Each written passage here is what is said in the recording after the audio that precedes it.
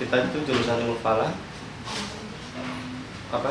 juga membahas ilmu hukum itu, dan sarjana juga nanti hukum.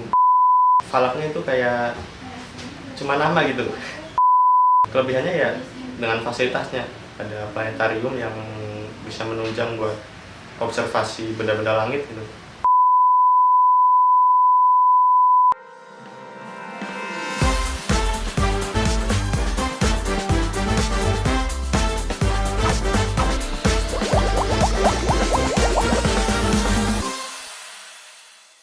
Assalamualaikum warahmatullahi wabarakatuh. Perkenalan dong Mas, namanya siapa, asal daerah dari mana, kuliah di jurusan apa, dan angkatan berapa? Waalaikumsalam warahmatullahi wabarakatuh. Perkenalkan, nama saya Rizky Kurniawan, asal dari Cilacap, jurusan ilmu falak angkatan 2018. Terus kenapa sih Mas Rizky ini memilih kuliah di UIN Semarang? Itu dulu waktu waktu baru kelulusan tuh saya dapat referensi dari teman-teman kalau UIN Walengongo itu punya potensi menjadi yang terbaik gitu di Indonesia gitu. Jadi saya tertarik untuk ikut dalam proses menjadi yang terbaik itu. Terus jelasin dong Mas Rizky sedikit tentang jurusan ilmu falak. Jurusan ilmu falak itu simpelnya itu bisa dibilang astronomi Islam.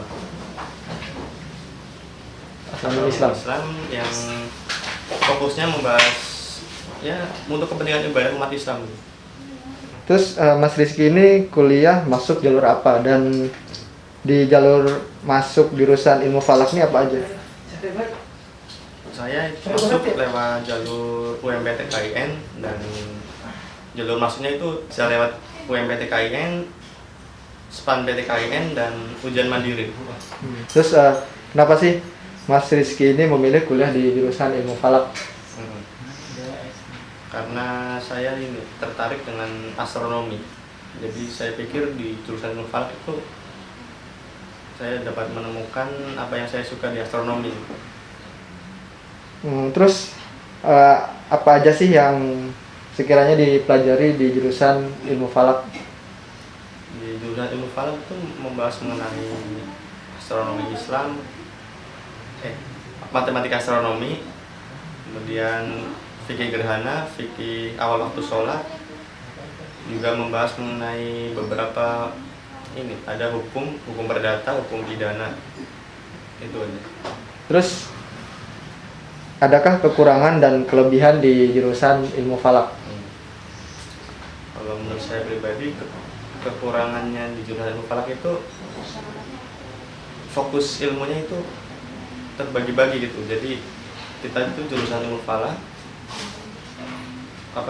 juga membahas ilmu hukum itu, dan sarjana juga nanti hukum. Jadi falaknya itu kayak cuma nama gitu, dan kelebihannya ya dengan fasilitasnya, ada planetarium yang bisa menunjang buat observasi benda-benda langit gitu. Terus apa aja sih yang harus dipersiapkan ketika masuk di jurusan ilmu falak? Yang menjadi persiapan sih menurut saya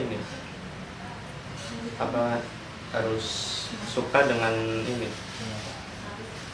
matematika dan juga dengan hukumnya, karena dua fokus itu yang jadi yang ada di ilmu falak, matematika dan hukum. Terus gimana sih rasanya kuliah di jurusan ilmu falak?